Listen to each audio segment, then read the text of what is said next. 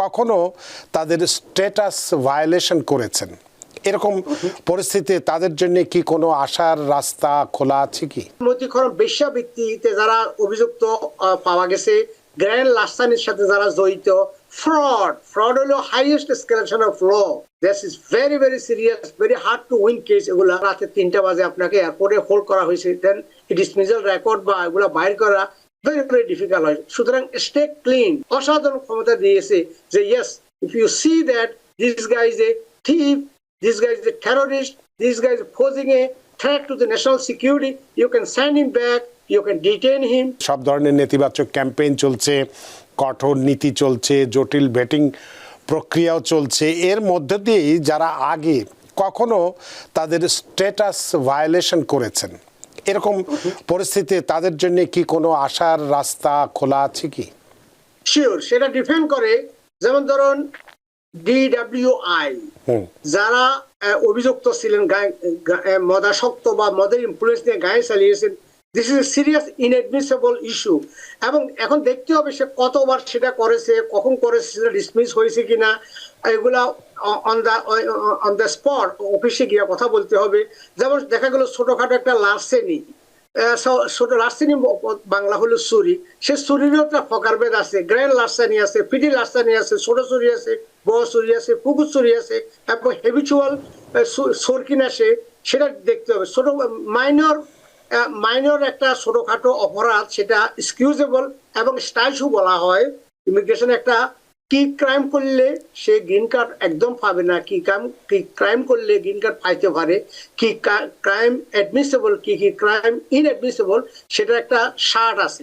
সেটা ডিপেন্ড করে কি ধরনের। যেমন ডোমেস্টিক ভায়োলেন্সকে তারা সিরিয়াসলি নিচ্ছে, যেমন মোরাল টার্পিচিউড, নৈতিক খলন। যেমন মতিখরম বেশ্যাবৃত্তিতে যারা অভিযুক্ত পাওয়া গেছে, গ্র্যান্ড লাসানির সাথে যারা জড়িত, ফ্রড হলো হাইয়েস্ট এসকেলেশন অফ ল। যেমন এক নাম ছিলেন না, দুইটা নাম ব্যবহার করিয়া, এক নামে আসছেন, অন্য নামে অ্যাসাইলাম করছেন, আর এক নামে বিয়ে করছেন। এই যে playing around, this is very very serious, very hard to win case. এগুলোর জন্য যদিও প্রভিশনাল ওয়েবার এবং 60 ওয়েবারের প্রক্রিয়া রয়েছে, সেই ওয়েবার অনেক সময় অ্যাপ্রুভ হয় না।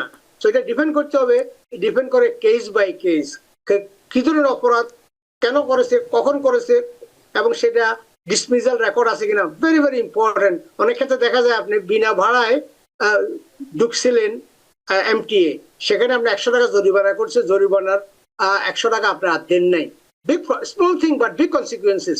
এবং ওইটা নিয়ে আপনি পড়িয়েছেন, মনে করছেন এটা কিছুই হবে না, সিটিজেন হইয়া আসার পথে they see those type of thing, green card নিয়ে আসার সময় they see this type of thing. So ছোট ছোট অপরাধ অনেক সময় বিগ একটা আইটেমে পরিণত হয়। যেমন দেখা গেল অনেক সময় আপনাকে কোনো একটা ওয়ারেন্ট হয়ে যায়, অনেক সময় অত্যন্ত সাধারণ ব্যাপার, জুরি ডিউটি ডাকা হয়েছিল, একবার ডাকলো, 2বার ডাকলো, 3বার ডাকলো, আপনি জান নাই, দেয়ার ইজ ওয়ারেন্ট দেয়ার। যদিও সে ওয়ারেন্টের জন্য আপনার তেমন অত মহাভারত অশুদ্ধ হবে না, বাট কোনো কোনো সময় এটা মানে একটা রাতে 3টা বাজে আপনাকে এয়ারপোর্টে হোল্ড করা হয়েছে, দেন ডিসমিসাল রেকর্ড বা এগুলা বাইর করা ভেরি ভেরি ডিফিকাল্ট হয়। সুতরাং স্টে ক্লিন।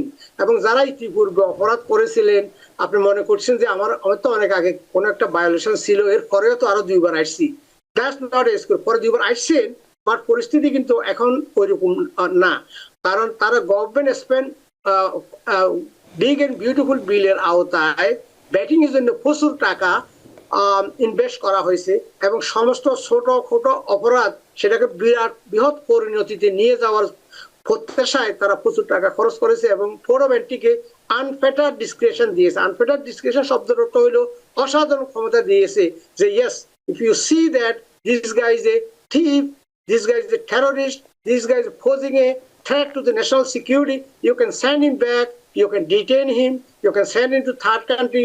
So বর্তমান প্রশাসন they taking a hard role, because এই ধরনের কথা বলেই সে নির্বাসিত হয়েছিল।